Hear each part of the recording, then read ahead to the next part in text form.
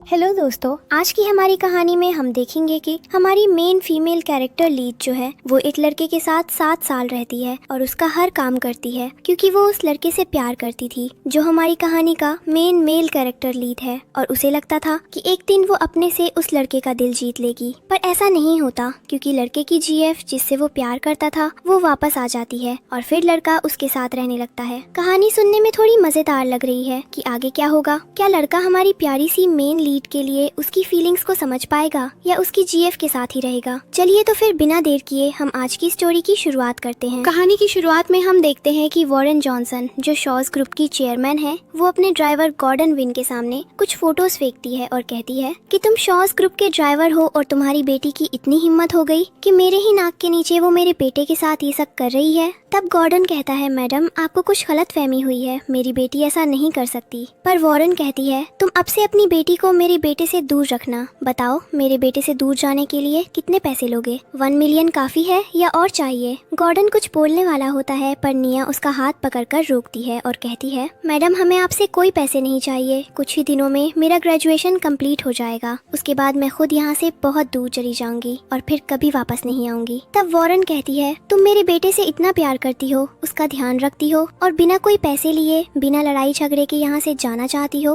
पर क्यों? निया मन ही मन सोचती है, क्योंकि जिस लड़की से मैं प्यार करती हूँ वो मुझसे प्यार नहीं करता। और फिर दोनों के पास की कुछ मेमोरीज याद करती है। इसके बाद निया जेसन के रूम में जाती है। वो बाहर से देखती है कि जेसन के कमरे में हर तरफ फोटोज बिखरी हुई थी। जेसन कह रहा होता है, जेना तुम मुझे छोड़कर क्यों चली गई? तुम्हारे बिना मेरी जिंदगी नर्क हो गई है। ये सब देखकर बाहर खड़ी निया कहती है, 7 साल का सीक्रेट क्रश और 2 साल साथ रहने के बाद भी तुम जेना को नहीं भूल पाए। मैंने तुम्हें इतना प्यार दिया पर तुम अब भी जेना से ही प्यार करते हो। फिर उसे याद आता है कि कैसे वो 7 साल पहले अपने डैड के साथ पहली बार शॉ फैमिली के घर आई थी और उसने अपने डैड से कहा था, ये घर तो बहुत बड़ा है, मुझे बहुत अच्छा लगा। फिर वे अंदर चले जाते हैं। इसके बाद एक दिन निया रो रही थी क्योंकि उसके हाथ से एक फ्लावर पॉट गिरकर टूट गया था। वहाँ एक आदमी आता है और चिल्लाता है, तुमने ये क्या किया? इतना महंगा पॉट तोड़ दिया। तुम्हारे डैड अपनी पूरी जिंदगी यहाँ काम करेंगे तब भी इसकी भरपाई नहीं कर पाएंगे। चलो मेरे साथ मैडम के पास। निया जाने से मना करती है और माफी भी मांगती है। तभी वहाँ जेसन आता है और पूछता है, कौन रो रहा है? वो आदमी कहता है, इस लड़की ने मैडम का फेवरेट फ्लावर पॉट तोड़ दिया है। जेसन कहता है, तुम मॉम से कहना कि ये मुझसे टूट गया था, अब जाओ यहाँ से। आदमी चला जाता है। फिर जेसन निया को अपना रुमाल देता है और कहता है, रोना बंद करो और इससे अपने आंसू पोंछ लो, और फिर वहाँ से चला जाता है। तब निया सोचती है, उस दिन तुम्हें देखकर ऐसा लगा था जैसे मेरी जिंदगी में तुम उजाला बनकर आए थे, और फिर उस रात मेरी जिंदगी बदल गई जब मैं तुम्हारे रूम में बेड जमाने गई थी। और जब मैं जाने लगी तभी वहाँ जेसन आता है जो नशे की हालत में था। उसे देखकर निया कहती है, मास्टर आप ड्रिंक करके आए हैं, आप ठीक तो है ना? तब जेसन उसके करीब जाता है और फिर दोनों साथ में रात बिताते हैं। इसके बाद दूसरे दिन सुबह जेसन निया को एक कार्ड देता है और कहता है, ये लो और जो भी कल रात हुआ उसे भूल जाना, वो बस एक गलती थी। और जाते जाते हैं पर निया उसे रोक लेती है और कहती है, मास्टर मुझे ये पैसे नहीं चाहिए, बस मुझे एक मौका दे दीजिए। मैं आपके साथ रहना चाहती हूँ। मुझे पता है कि आप किसी और से प्यार करते हैं पर मुझे इस बात से कोई परेशानी नहीं है। मैं बस आपके साथ रहकर आपका ध्यान रखना चाहती हूँ और जब जेना वापस आ जाएगी तो मैं खुद आपसे दूर हो जाऊंगी। इसके बाद जेसन और निया साथ में स्कूल जाते घूमते और निया उसका बहुत ध्यान रखती थी। पर निया जानती थी कि जेसन और उसके बीच एक बहुत बड़ा फर्क है क्योंकि मिया एक ड्राइवर की बेटी थी और जेसन शॉ ग्रुप का वारिस। दोनों की स्कूलिंग भी पूरी हो जाती है और उसके बाद ग्रेजुएशन के 2 साल भी साथ में गुजर जाते हैं। पर एक दिन जब मैं जेसन के रूम में गई थी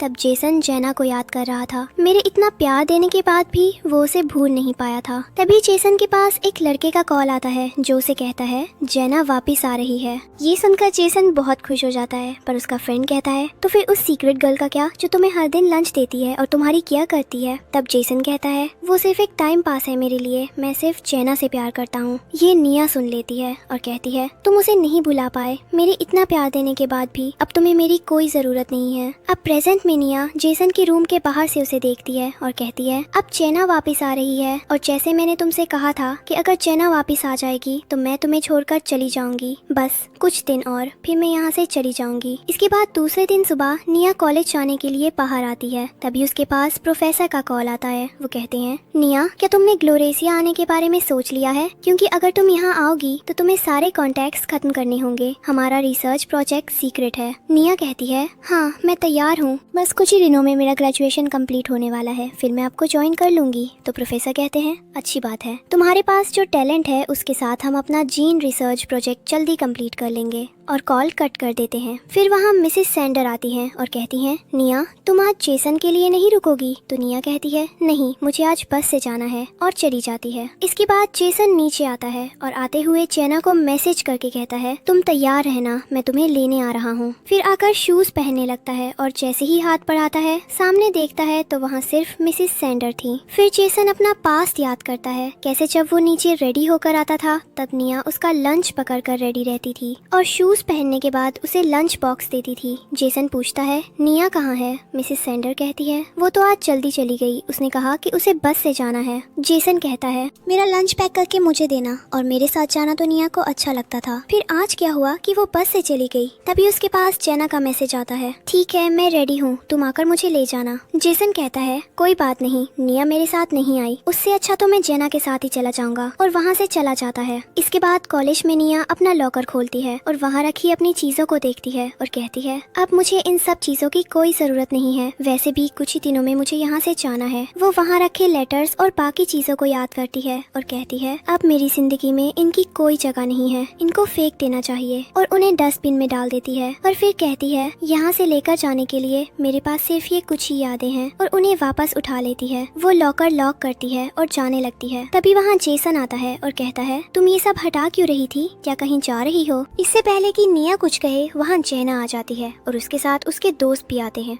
जेना कहती है जेसन मैं तुम्हें ही ढूंढ रही थी। फिर निया की तरफ देखकर पूछती है ये कौन है? जेसन जवाब देता है ये हमारे ड्राइवर की बेटी है। अब जेना कहती है कि ओह ये वही लड़की है जो तुम्हारी देखभाल कर रही थी इतने सालों से, तुम्हारी क्लासमेट थी। इसके बाद जेना निया से कहती है आज रात हम सब पार्टी के लिए जा रहे हैं, तुम भी हमारे साथ आ जाना। पर निया कुछ नहीं कहती। तभी उसके बाकी के फ्रेंड्स कहते हैं तुम एक ड्राइवर की बेटी हो, फिर भी जेना तुम्हें इन्वाइट कर रही है, तुम्हें तो खुश होना चाहिए। तो जेना कहती है उसे नहीं आना तो कोई बात नहीं। फिर जेसन से कहती है ठीक कहा ना जेसन। तभी जेसन निया से कहता है जब जेना तुम्हें इतने प्यार से बुला रही है तो आ जाओ, और अब ज्यादा ड्रामा मत करो। तब निया मान जाती है और कहती है वैसे भी ये मेरा लास्ट टाइम है, पता नहीं फिर कब मिलना होगा, और तैयार हो जाती है। कुछ देर बाद सब लोग रोड साइड शॉप पर डिनर के लिए आते हैं और बैठते हैं। तभी जेना के कुछ फ्रेंड्स कहते हैं जेना तुम हमें यहाँ रोड साइड शॉप में क्यों लाई हो, हम किसी अच्छे रेस्टोरेंट में जा सकते थे। पर जेसन अपने फ्रेंड को रोकता है। तभी जेना कहती है मुझे फैंसी रेस्टोरेंट से ज्यादा ऐसे रोड साइड शॉप में खाना पसंद है, इनका टेस्ट बहुत अच्छा होता है और रेस्टोरेंट में ये टेस्ट नहीं मिलता। सही कहा ना मैंने जेसन? तब जेसन कहता है हाँ तुम इतनी फ्री हो और रियल चीजें पसंद करती हो, मुझे ये सब बहुत अच्छा लगता है। उसके दोस्त उसे चिढ़ाने लगते हैं और निया को अपने पास्ट की बात याद आती है जब वो जेसन के लिए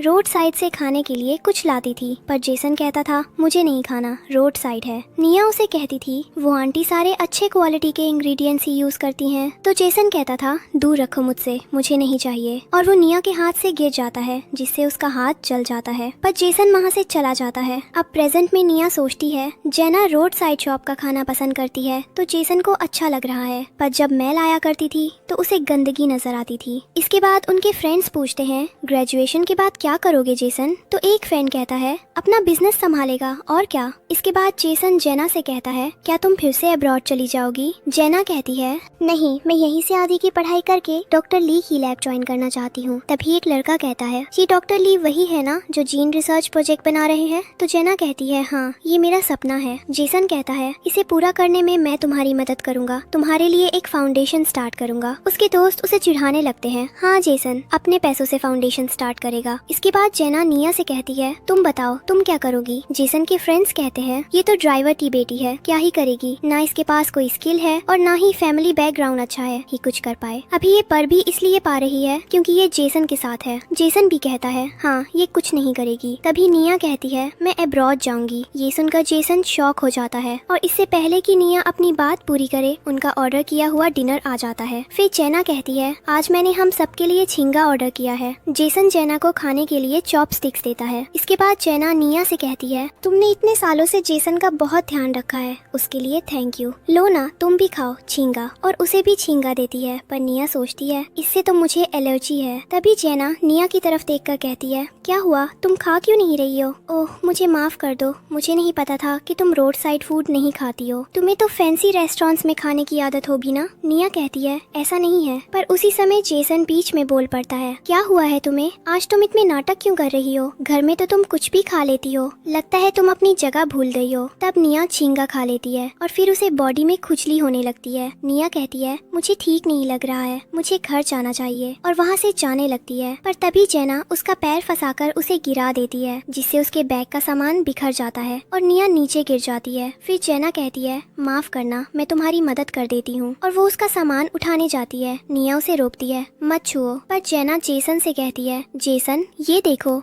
ये तो तुम्हारे हाई स्कूल का नेम टैग है। तभी उनका एक फ्रेंड कहता है वो देखो, वो जेसन का रिस्ट बैंड है। फिर जेना कहती है अब ये मत कहना कि ये सब तुम्हें जेसन ने दिया है, वो तुम्हें अपनी चीजें क्यों देगा? तभी उनका एक दोस्त कहता है अरे यहाँ एक कार्ड भी है, मैं इसे तुम्हारे लिए पढ़ देता हूँ, और कार्ड उठाता है। निया मना करती है पर फिर भी वो कार्ड उठा लेता है और पढ़ने लगता है, जिसमें लिखा था जेसन जब मैंने तुम्हें पहली बार देखा था तभी से ही मैं तुमसे प्यार करने लगती हूँ। तभी वो लड़के कहते हैं तुम एक ड्राइवर की बेटी हो और तुम जेसन से प्यार करती हो, तुमने कैसे सोच लिया कि जेसन तुम्हें प्यार करेगा? तभी जेना जेसन से कहती है तुम्हारे बीच क्या हुआ था जो निया तुम्हें प्यार करती है? तो जेसन कहता है तुम गलत समझ रही हो, हमारे बीच कुछ नहीं है और मैं इससे प्यार नहीं कर सकता, ये सिर्फ एक सर्वेंट की बेटी है। और फिर वो निया से कहता है तुमने मुझे आज बहुत दुखी किया है। इसके बाद जेना जेसन से कहती है ठीक है कोई बात नहीं, तुमने कहा था ना यहाँ नया स्पा ओपन हुआ है, चलो हम वहाँ जाकर थोड़ा रिलैक्स करते हैं। और फिर जेसन जेना और उसके फ्रेंड्स वहाँ से चले जाते हैं। पर जाते हुए जेना निया को धक्का देती है, जिससे वो नीचे गिर जाती है। इसके बाद वो वहाँ से चले जाते हैं और निया सोचती है जेसन मेरे 7 साल के एफर्ट को तुमने अनदेखा कर दिया, मैं तुम्हारे लिए सिर्फ एक सर्वेंट की बेटी हूँ। आज तुमने जो मेरे साथ किया वो ठीक नहीं था, तुम्हारा दिल पत्थर का है, आज के बाद मैं तुमसे कभी प्यार नहीं करूंगी। तभी वहाँ एक कार आती है और उसमें से एक हैंडसम सा लड़का बाहर आता है। वो निया के पास जाता है और कहता है हेलो मेरा नाम हाइडन है और मैं प्रोफेसर चर्च का स्टूडेंट हूँ। प्रोफेसर को पता चला कि तुम्हारा ग्रेजुएशन कम्प्लीट होने वाला है, तो उन्होंने मुझे तुम्हें ये इन्फॉर्म करने को कहा है कि तुम रेडी रहना, कुछ ही दिन में हमें यहाँ से निकलना है। तो क्या आप रेडी हैं? आप ठीक तो है ना? तो निया कहती है हाँ मैं रेडी हूँ। इसके बाद कुछ हफ्तों बाद निया लैपटॉप में अपना प्रोजेक्ट बना रही थी। तभी उसके पास प्रोफेसर का कॉल आता है। वो कहते हैं मैंने तुम्हें ईमेल में टिकट की सारी इन्फॉर्मेशन भेज दी है, तुम रेडी रहना और इसे एक बार चेक कर लेना। तो निया हाँ करती है और कॉल कट हो जाता है। इसके कुछ देर बाद निया के पास जेसन का कॉल आता है। निया जैसे ही कॉल रिसीव करती है जेसन कहता है कुछ दिन पहले जो भी हुआ उसे भूल जाओ और मेरी बात सुनो, तुम्हें जेना की हेल्प करनी होगी। जेना को अपने एंड सेम एग्जाम की प्रिपरेशन करनी है, तो तुम्हें उसके लिए प्रोजेक्ट बनाना होगा। तो निया कहती है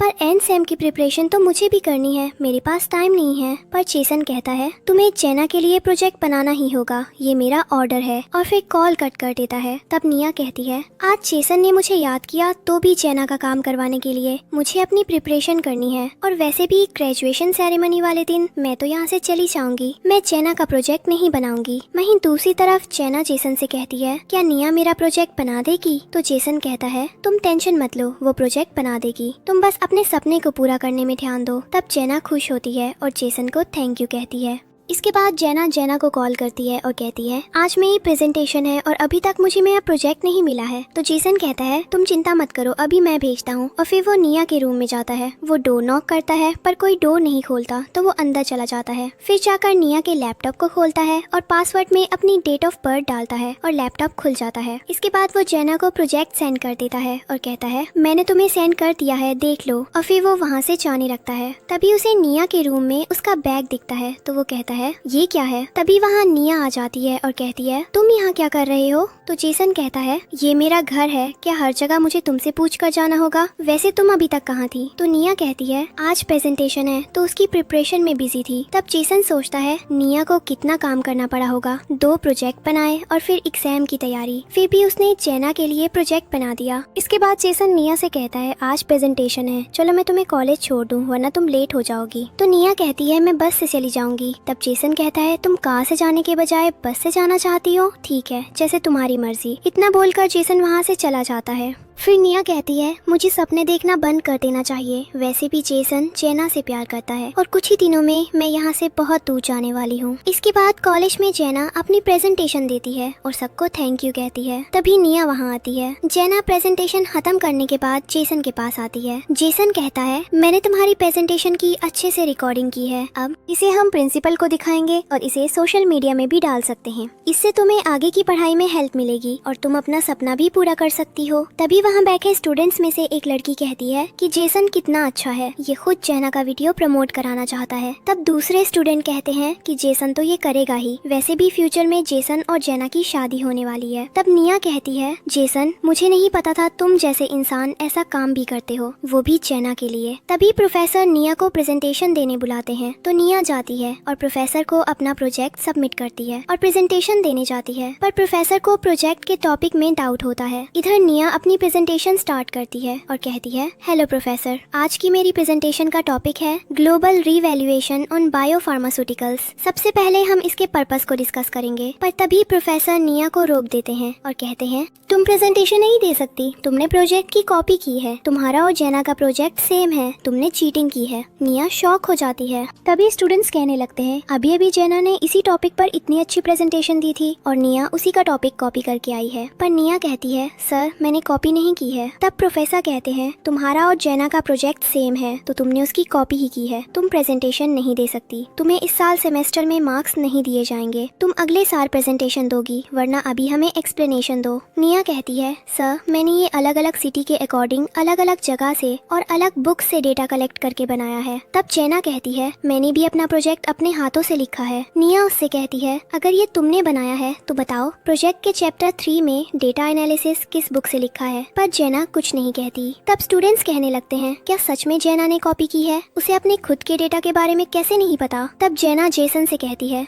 कुछ करो। तो जेसन कहता है होता है और प्रोफेसर से कहता है सर ये प्रोजेक्ट मैंने और जेना ने मिलकर बनाया था और इसमें ये डेटा एनालाइजिंग का चैप्टर मैंने किया था। अब आप मुझ पर तो शक नहीं करेंगे, वरना मुझे प्रिंसिपल को कॉल करना होगा अपनी सफाई देने के लिए। तभी निया को याद आता है कि सुबह उसके रूम में जेसन आया था और तब उसका लैपटॉप भी खुला था, उसका पासवर्ड भी जेसन की डेट ऑफ बर्थ थी। फिर वो कहती है आज तुमने मेरा प्रोजेक्ट जेना को दे दिया और उसके लिए तुमने सबसे झूठ बोला, अपने ही प्रिंसिपल्स तोड़ दिए, तुमने सिर्फ एक लड़की के लिए। इसके बाद एक प्रोफेसर कहती है सर ये इस सिटी की सबसे रिच फैमिली से बिलोंग करता है, कॉलेज के साइंस और लेबोरेटरी में इनका बहुत बड़ा इन्वेस्टमेंट है, हमें इसके खिलाफ नहीं जाना चाहिए। तब प्रोफेसर निया से कहते हैं जेसन ने जेना के प्रोजेक्ट की गारंटी ली है, इसलिए हम उसी को मानते हैं और तुम्हारे प्रोजेक्ट को रिजेक्ट करते हैं। अब तुम अगले साल अपना प्रोजेक्ट देना और अपनी डिग्री कंप्लीट करना। ये सुनकर निया दुखी हो जाती है और वहाँ से अपना लैपटॉप लेकर चली जाती है। इसके बाद निया सीढ़ियों में बैठकर रो रही थी और जेसन की बातें याद कर रही थी। तभी वहाँ जेना आती है और कहती है तुम यहाँ बैठकर क्यों रो रही हो। निया उठकर जेना के पास जाती है और कहती है तुम्हें डर नहीं लग रहा कि अगर तुम्हारी सच्चाई सबके सामने आ गई तो तुम्हें सजा मिलेगी। जेना कहती है किसी के पास कोई क्लू नहीं है, कौन मानेगा तुम्हारी बात, वैसे भी मेरे लिए वो प्रोजेक्ट जेसन लेकर आया था और वो मेरे साथ है। जेसन और उसकी शॉ फैमिली के खिलाफ कौन जा सकता है, ये मेरे लिए बहुत बड़ा सपोर्ट है कि जेसन मेरे साथ है, इसलिए तो मैं हाई स्कूल से उसके साथ हूँ क्योंकि उसकी वजह से मुझे फायदा होता है।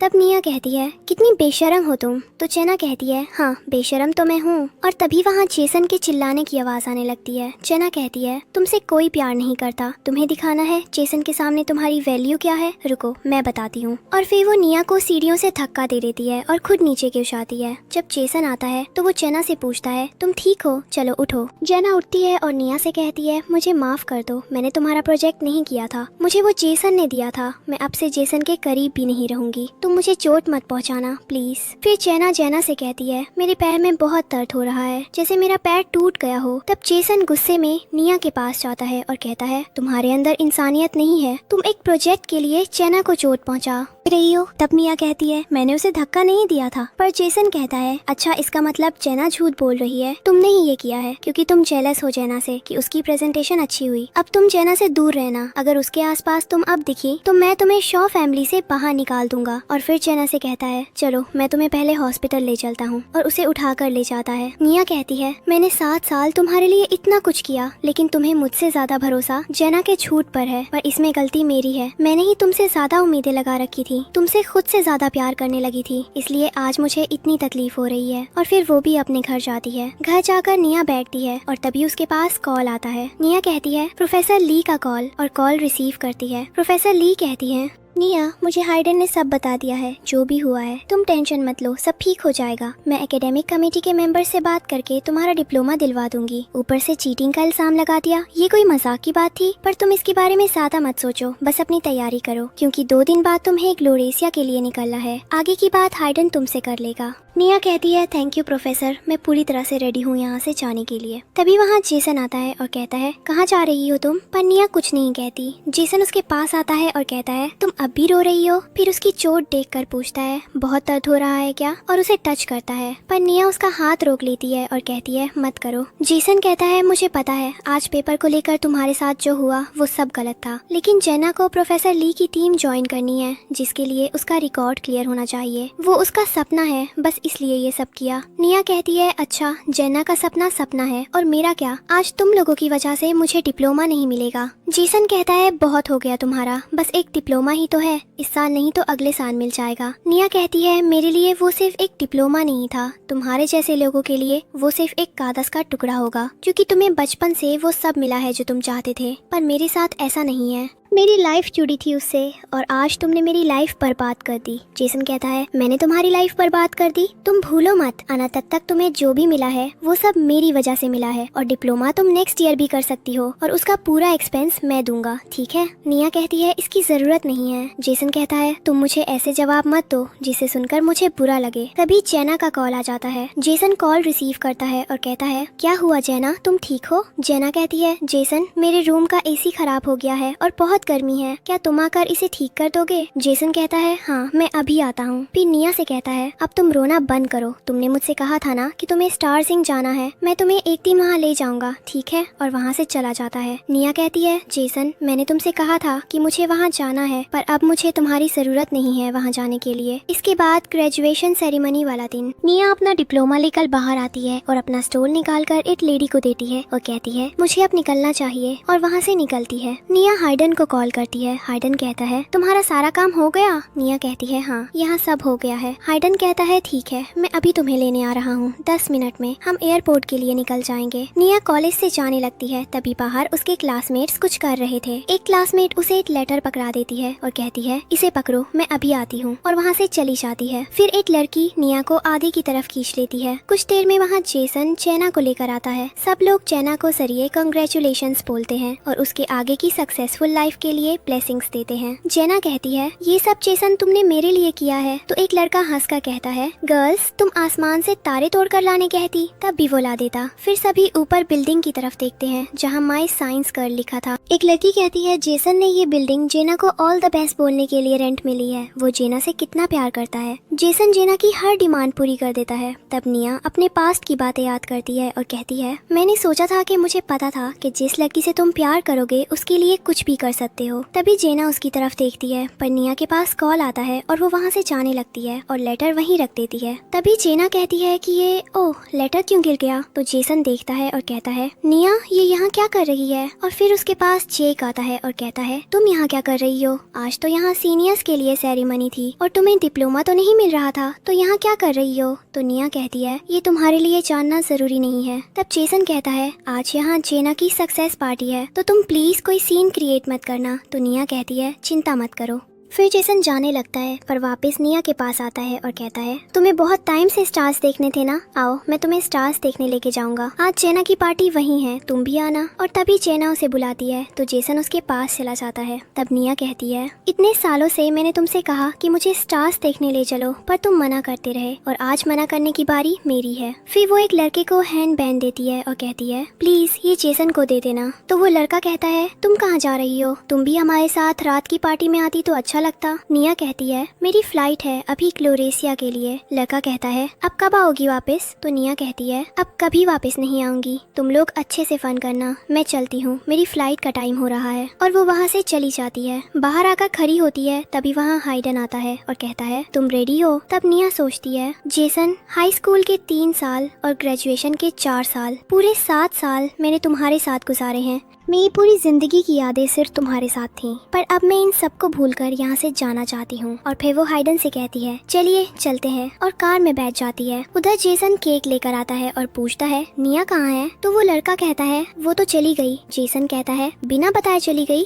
ये ठीक नहीं किया उसने। खैर मैं इसे बाद में घर जाकर एक्सप्लेनेशन ले लूंगा। तो लड़का कहता है वो यहाँ से चली गई है, अब कभी वापस नहीं आएगी। ये सुनकर जेसन को शॉक लग जाता है और उसके हाथ से केक गिर जाता है। फिर वो लड़का कहता है निया ने तुम्हें ये देने के लिए कहा था। तभी जेना आती है और कहती है जेसन केक कटिंग हो गई है, तुमने कहा था कि रात में तुमने पार्टी ऑर्गेनाइज की है और उसके लिए मुझे कुछ ड्रेस चाहिए, चलो ना मेरे साथ। फिर मुझे सादर में सितारे भी देखने हैं। क्या हुआ तुम्हें, बोलो ना। जेसन कहता है कुछ नहीं। फिर वो सोचता है निया तुमने मेरे साथ रात गुजारी और तुम मुझे गुड बाय बोले बिना ही चली गई, तुम ऐसा कैसे कर सकती हो? फिर जेना कहती है चले। जेसन कहता है हाँ चलो। दूसरी तरफ निया एयरपोर्ट पहुंच जाती है। वहाँ उसके डैड भी थे। वो उन्हें गले लगाती है और कहती है आप अपना ध्यान रखना और खाना समय से खाना। तो उसके डैड कहते हैं तुम जा तो रही हो, पर जब भी तुम्हें घर की याद आए तुम यहाँ वापस आ जाना। फिर उसके डैड हाइडन से कहते हैं अब से निया की जिम्मेदारी तुम्हारी है, इसका ध्यान रखना। इसके बाद हाइडन निया को फोन देता है और कहता है इसे प्रोफेसर ने तुम्हें देना कहा है। निया अपना फोन डस्टबिन में डाल देती है और कहती है अब से मेरी एक नई जिंदगी शुरू हो रही है जहाँ पुरानी चीजों की कोई जरूरत नहीं है। हाइडन कहता है हमें देर हो रही है, यहाँ से चलना चाहिए, और निया चली जाती है। शाम में जेसन ड्रिंक करके घर आता है। वहाँ आकर जब वो शूज उतारता है उसे निया के शूज नहीं दिखते, तो वो वहीं बैठ जाता है और मिसेस सैंडर से पूछता है निया कहाँ है? वो कहती है निया तो सुबह गई है, तो अभी तक वापस नहीं आई है। जेसन कहता है इतना टाइम हो गया, मेरी पार्टी भी खत्म हो गई और निया अभी तक वापस नहीं आई। ठीक है आप जाइए। फिर जेसन सोचता है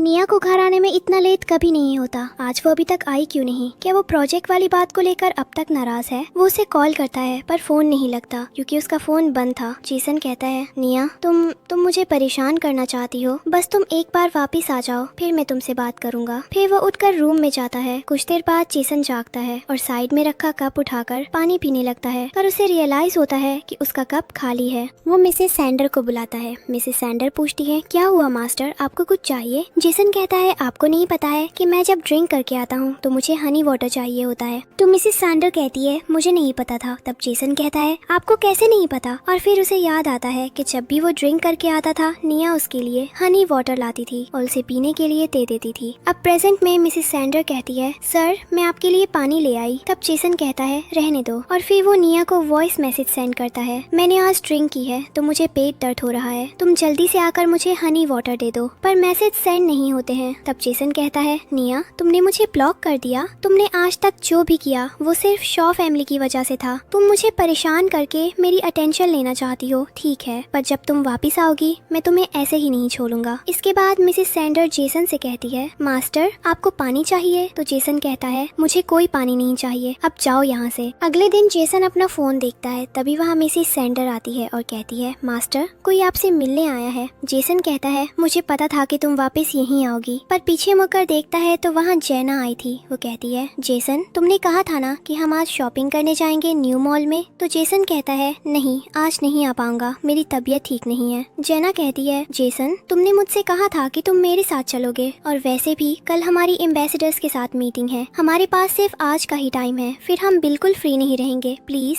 तुम चलो ना। तभी वहाँ मिसेस वॉरन आती है। जेना उन्हें देखकर हेलो बोलती है। इसके बाद वॉरन जेसन से कहती है मैंने तुम्हारे लिए नई ट्यूशन टीचर ढूंढी है, वो कल से तुम्हें पढ़ाने आएंगी, तुम ध्यान से पढ़ना और मुझे कोई शिकायत नहीं चाहिए। जेसन कहता है मॉ नई ट्यूशन की क्या जरूरत है, निया है ना वो मुझे पढ़ा देगी। तो वॉरन कहती है निया वो तो अपने डैड के साथ कल ही यहाँ से चली गई, उसके डैड ने काम भी छोड़ दिया है। जेसन कहता है मॉम वो ऐसे कैसे चली गई, मुझे क्यों नहीं पता? वॉरन कहती है नहीं बताया तो इसमें क्या बड़ी बात हो गई, और तुम इतना क्यों जानना चाहते हो? वो सिर्फ एक ड्राइवर की बेटी थी और वो काम छोड़कर चले गए, और तुम भी अपनी पढ़ाई में ध्यान दो और अपने ऐसे फ्रेंड्स के साथ घूमना बंद करो, मुझे देर हो रही है, मैं ऑफिस जा रही हूँ। इतना बोलकर वो निकल जाती हैं। इसके बाद जेसन सोचता है निया तुम मुझे बिना बताए कैसे चली गई, तुम जाने से पहले मुझसे मिलकर भी नहीं गई। तभी उसके पास जेना आती है और कहती है जेसन क्या हुआ तुम्हें, तुम निया के बारे में इतना क्यों सोच रहे हो? वो सिर्फ एक मेड थी, कोई इम्पोर्टेंट पर्सन नहीं थी तुम्हारे लिए, उसे जाना था तो चली गई। जेसन कहता है तुम सही कह रही हो। फिर जेना सोचती है निया अच्छा हुआ जो तुम खुद जेसन की लाइफ से दूर चली गई, क्योंकि उसके साथ सिर्फ मैं रहूंगी। इसके बाद जेना जेसन को शॉपिंग के लिए चलने को कहती है। जेसन मान जाता जाता है और फिर दोनों मॉल जाते हैं। रास्ते में जेना कार में मेकअप कर रही थी। उसी बीच रास्ते में एक आइसक्रीम की शॉप दिखती है तो जेना कहती है, जेसन यहाँ की आइसक्रीम बहुत फेमस है, तुम मुझे आइसक्रीम खिलाने के लिए चलो ना। जेसन मान जाता है। शॉप पर पहुंचकर जेसन कहता है, चलो शॉप आ गई। पर जेना कहती है, जेसन देखो ना बाहर कितनी गर्मी है और मैंने अभी मेकअप किया है, अगर मैं बाहर गई तो मेरा सारा मेकअप खराब हो जाएगा, तुम जाकर मेरे लिए आइसक्रीम ले आओ ना प्लीज। जेसन मान जाता है और जाकर लाइन में खड़ा हो जाता है। वो आइसक्रीम लाकर जेना को देता है पर जेना बस आइसक्रीम थोड़ी सी ही खाती है और जेसन को देती है। तुम खा लो, मुझे अच्छी नहीं लग रही। जेसन कहता है, मुझे नहीं खाना है, पर जेना उसे जबरदस्ती दे देती है। आइसक्रीम खाने के बाद जेसन के पेट में दर्द होने लगता है। जेना कहती है, क्या हो रहा है तुम्हें? तो जेसन कहता है, मुझे पेट दर्द हो रहा है, मैं कार नहीं चला पाऊंगा, हम फिर कभी चलेंगे शॉपिंग करने। जेना कहती है, तुम मेरी सीट में आकर बैठो, मैं कार चलाती हूँ, क्योंकि थोड़ी ही देर में मॉल बंद हो जाएगा, हमें उससे पहले वहाँ पहुँचना है। तब जेसन को निया याद आती है। एक बार वो रात में घूमने गए थे, तब अचानक जेसन के पेट में दर्द होने लगा था तो निया उसे तुरंत दवाई देती है और कहती है, चलो हम घर चलते हैं, तुम रेस्ट कर लेना। पर जेसन कहता है, तुम्हें तो स्टार्स देखने हैं ना, तो हम यहाँ तक आकर वापस नहीं जा सकते।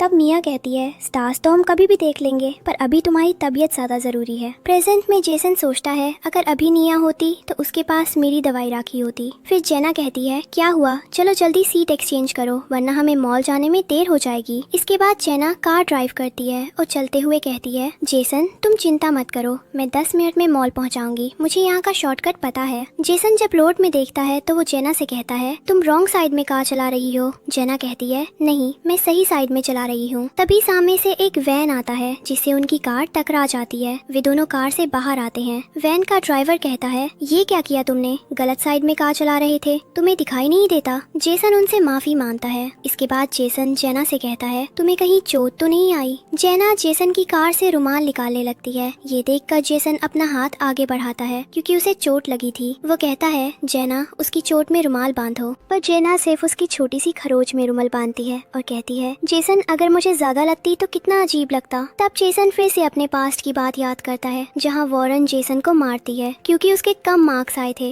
और फिर उसे डांट कर वहाँ से चली जाती है। फिर निया आती है और जेसन के फेस में चोट देखकर कहती है, मास्टर क्या हुआ? जेसन कहता है, तुम पाना एग्जाम से काम रखो। निया कहती है, आप रुकिए, और उसके लिए दवाई लाती है। वो कहती है, किनारे में इसमें दवाई नहीं लगाऊंगी तो ये इन्फेक्टेड हो जाएगा, और उसकी चोट में दवाई लगा देती है। अब प्रेजेंट में जेसन सोचता है, अगर अभी निया यहाँ होती तो वो जरूर मेरी चोट देख लेती। तभी वहाँ पुलिस आती है और कहती है, ये रॉन्ग साइड ड्राइव कौन कर रहा था, इन्हें हमारे साथ जाना होगा। जेना डर जाती है और जेसन से कहती है, जेसन अगर मेरे नाम से रिपोर्ट होगी तो इसका असर मेरे सपने में पड़ेगा। प्रोफेसर ली मुझे अपनी टीम में कभी नहीं लेंगे, प्लीज इन्हें तुम बोल दो कि कार तुम चला रहे थे। जेसन तुम बोल दोगे ना? जेसन पुलिस वालों से कहता है, कार मैं चला रहा था। तो पुलिस उसे अपने साथ ले जाती है। जेना कहती है, मैं तुम्हारा क्लास में वेट करूंगी। कुछ देर बाद जेसन बाहर आता है और अपने एक दोस्त को कॉल करके कहता है, मुझे ड्रिंक करनी है, मेरे साथ चलेगा? उसका दोस्त कहता है, अभी दिन है और शायद तुम्हें याद नहीं कि तुम्हारी मॉम ने आज तुम्हारी क्लास अरेंज की है उनके फ्रेंड क्लोई जेंडर के साथ। मैंने सुना है तुम्हारी एडवाइजर बहुत स्ट्रिक्ट है। जेसन कॉल कट कर देता है और कहता है,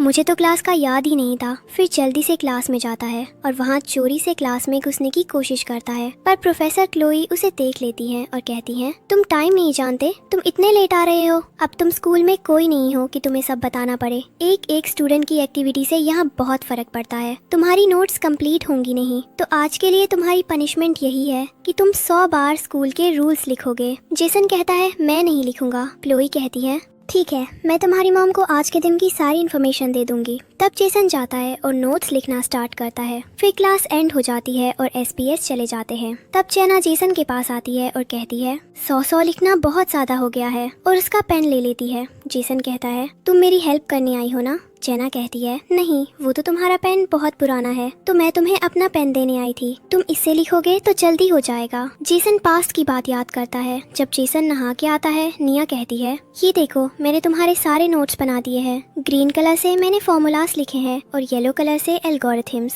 तुम इसे अच्छे से पढ़ लेना। जेसन कहता है इसे वही रख दो। फिर निया कहती है मैंने तुम्हारे लिए रिफ्लेक्शन के नोट्स भी बना दिए थे और प्रिंट आउट भी निकलवा दिया है, अब तुम अच्छे से पढ़ लेना और प्लीज किसी से झगड़ा मत करना। जेसन कहता है ठीक है, उन्हें वही रख दो और जाओ। प्रेजेंट में रात हो जाती है पर जेसन क्लास में बैठकर नोट्स लिख ही रहा था। फिर वो कहता है निया, तुम जब वापस आओगी और मेरे सामने रो रो कर भी माफी मांगोगी ना, तब भी मैं तुम्हें माफ नहीं करूंगा। फिर वो वहाँ से चला जाता है और घर जाता है। जैसे ही जेसन अपने रूम में जाता है और बेड में देखता है, वो कहता है निया। फिर वो जाकर कहता है तुम वापस आ गई। पर तभी जेना उठती है। जेसन कहता है तुम यहाँ क्या कर रही हो? जेना कहती है मैं यहाँ तुमसे मिलने आई थी, फिर तुम्हारा रूम खुला था तो मैं यही तुम्हारा वेट कर रही थी और इसी बीच मुझे नींद आ गई थी। तब जेसन कहता है ठीक है, तुम यहाँ सो जाओ, मैं गेस्ट रूम में सो जाऊंगा। तो जेना कहती है जेसन ये बेड बहुत बड़ा है, गेस्ट रूम में जाने की कोई जरूरत नहीं है। पर जेसन कहता है तुम यहाँ आराम से सो जाओ, मैं चला जाऊंगा। वैसे भी एक लड़की की इज्जत बहुत मायने रखती है और दोबारा मेरे घर में आकर ऐसे मेरे रूम में मत सोना। तब जेना कहती है जेसन तुम सच सच बताओ, तुम निया से प्यार करते हो ना? जेसन कहता है मैंने तो ये अभी कहा ही नहीं, तुम कुछ भी मत सोचो। तो जेना कहती है तो तुम मेरे साथ रहना नहीं चाहते हो? जेसन कहता है तुम यहाँ आराम से सो जाओ, मैं जा रहा हूँ, कल क्लास भी है। फिर वो बाहर चला जाता है।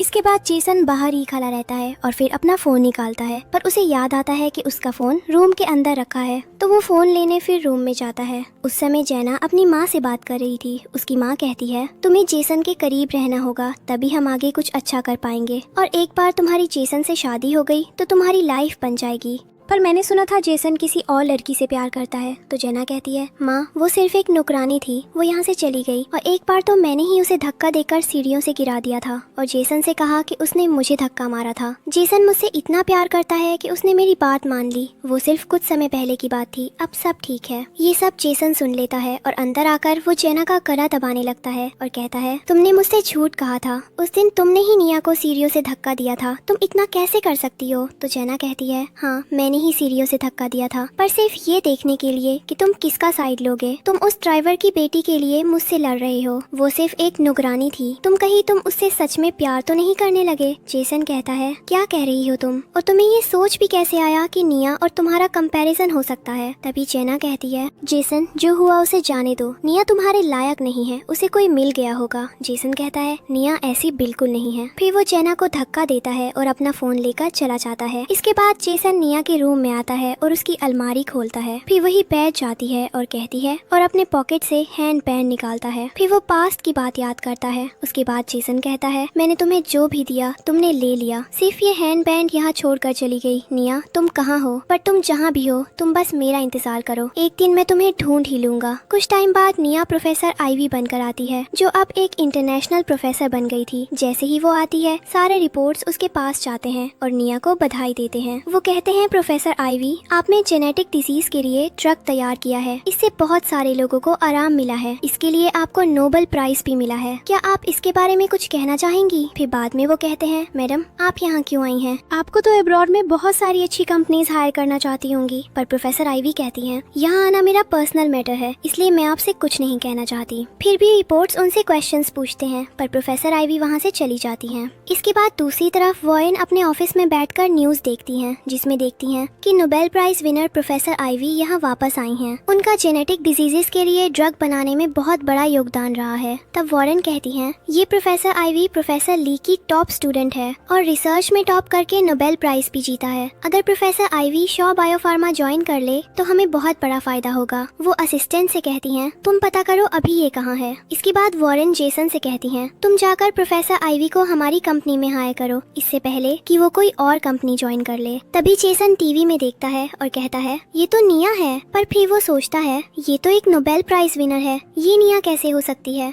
फिर वॉरेन कहती हैं प्रोफेसर आईवी को तो अब्रॉड में अच्छी कंपनी हायर करना चाहती होगी, फिर ये यहाँ वापस क्यों आई? तब चैन कहता है मैडम मैंने सुना है उनका बर्थ प्लेस नॉर्थ वेल है और ग्रेजुएशन भी यूएन से हुआ। वॉरेन कहती है यूएन से ग्रेजुएशन, इसका मतलब वो जेसन की क्लासमेट होगी। फिर वॉरेन जेसन से कहती है क्या तुम्हें याद है इसके बारे में? जेसन कहता है नहीं मैं नहीं जानता। वॉरेन कहती है नहीं जानते तो जाकर पता करो और इसे हमारी कंपनी में हायर करो। इसके बाद जेसन के पास मैसेजेस आते हैं जिसमें लिखा था कि सर हमने सारे एयरपोर्ट में पता कर लिया है पर मिस निया का कहीं कोई पता नहीं चला। तो जेसन कहता है कि ढूंढना चालू रखो। तभी वॉरेन जेसन से कहती है कि मैं तुमसे बात कर रही हूँ। तो जेसन कहता है मैं समझ गया हूँ। इसके बाद जेसन अपना पॉकेट से हैंड बैंड निकालता है और फिर निया के साथ की पास्ट की कुछ मेमोरीज को याद करता है और कहता है निया तुम कहाँ चली गई हो? अब तो 3 साल हो गए हैं, मैंने तुम्हें कहाँ कहाँ नहीं ढूंढा है, तुम कहाँ जाकर छुपी हो? इसके बाद दूसरी तरफ प्रोफेसर आइवी हॉस्पिटल आती है, जहाँ वहाँ के डॉक्टर प्रोफेसर आइवी का वेलकम करते हैं। फिर सीनियर डॉक्टर कहते हैं प्रोफेसर आइवी हमें आपसे बहुत उम्मीदें हैं, ये पेशेंट हमारे लिए बहुत इंपॉर्टेंट है, हम कोई गलती नहीं करना चाहते। आप तो प्रोफेसर ली की टॉप स्टूडेंट है और जेनेटिक डिसीज के ड्रग की रिसर्च करके अपने नोबेल प्राइज जीते हैं, इसलिए हमें ऊपर पूरा भरोसा है कि आप सिचुएशन को हैंडल कर लेंगी। तब प्रोफेसर आइवी कहती हैं आप टेंशन मत कीजिए, प्रोफेसर ली ने खुद मुझे यहाँ इस केस को हैंडल करने भेजा है, मैं अपनी तरफ से मेरा बेस्ट दूंगी। और फिर पेशेंट की टेस्ट रिपोर्ट मांगती हैं और उसे देखने लगती हैं। तभी वहाँ के और भी स्टूडेंट्स बात करने लगते हैं, ये तो प्रोफेसर टी टॉप स्टूडेंट है, आइवी को नोबेल प्राइज मिला है और फिर भी ये हमारे हॉस्पिटल में आई है ट्रीटमेंट करने। तभी चैना आती है और वो ये सुनती है।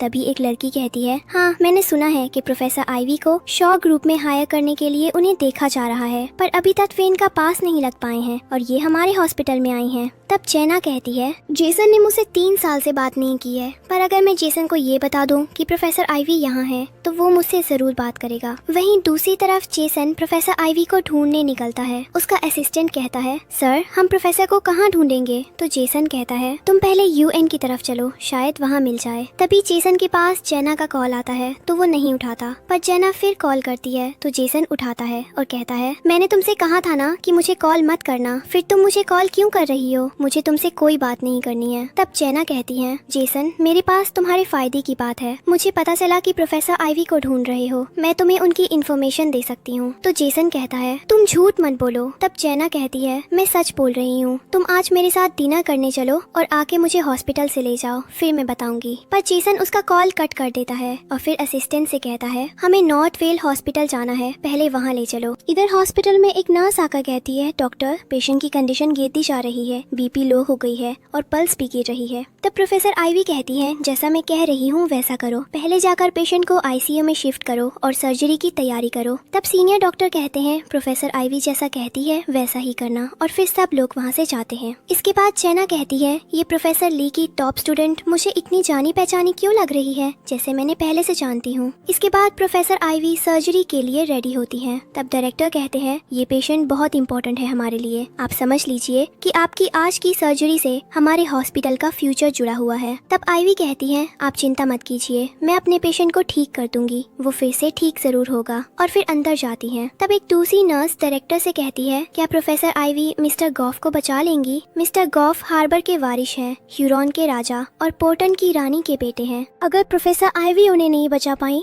तो डायरेक्टर कहते हैं ऐसा मत बोलो, मुझे प्रोफेसर आइवी पर पूरा भरोसा है, पर अगर वो उन्हें नहीं बचा पाई तो ये हमारी किस्मत होगी। और वहाँ से चले जाते हैं। इसके बाद हॉस्पिटल में जेसन आता है और फिर उसका आदमी उसे बताता है मास्टर हमें पता चला है कि मिस निया वापस आ गई हैं। तो जेसन कहता है तुम सच कह रहे हो? इसके बाद अंदर हॉस्पिटल में प्रोफेसर आइवी सर्जरी करके बाहर आती हैं। डायरेक्टर कहते हैं प्रोफेसर क्या हुआ, सब ठीक है? तो प्रोफेसर आइवी कहती है पेशेंट बिल्कुल ठीक है, सर्जरी भी सक्सेसफुल रही है। तब डायरेक्टर प्रोफेसर आइवी को थैंक यू बोलते हैं, पर प्रोफेसर आइवी कहती है इसमें थैंक यू कहने वाली कोई बात नहीं है, ये तो मेरी जॉब है। और फिर डायरेक्टर कहते हैं प्रोफेसर आइवी मैंने सुना है कि आपको यहाँ की बहुत बड़ी बड़ी कंपनी से ऑफर्स आ रहे हैं, यहाँ तक कि शॉ होल्डिंग भी आपसे साइन कराना चाहती है, तो आप अब यही रहेंगी या वापस चली जाएंगी? तब निया को अपने कॉलेज का लास्ट दिन याद आता है जब जेसन ने जेना की ग्रेजुएशन कंप्लीट होने की पार्टी मनाई थी। फिर वो कहती है मुझे अभी लाइफ में फ्रीडम के साथ जीना है, मैंने कुछ सोचा नहीं है अभी, पर अभी मिस्टर गॉफ के ठीक होने तक तो मैं यहीं रुकूंगी। वही दूसरी तरफ जेसन हॉस्पिटल के अंदर आ रहा होता है और कहता है निया बहुत छुपा लिया तुमने, अब बस एक बार मैं ये प्रोफेसर आइवी का मैटर सॉल्व कर लो, फिर तुमसे बात करूंगा और इस बार तुम्हें कहीं जाने नहीं दूंगा। इधर प्रोफेसर आइवी डायरेक्टर से कहती है मुझे अभी जाना होगा, मुझे चेंज भी करना है और काम भी है। पर तभी वहाँ जेना आती है और प्रोफेसर आइवी से हेलो करती है। उसे देखकर प्रोफेसर आइवी कहती है मुझे उम्मीद नहीं थी कि तुम्हें मैं यहाँ देखूंगी।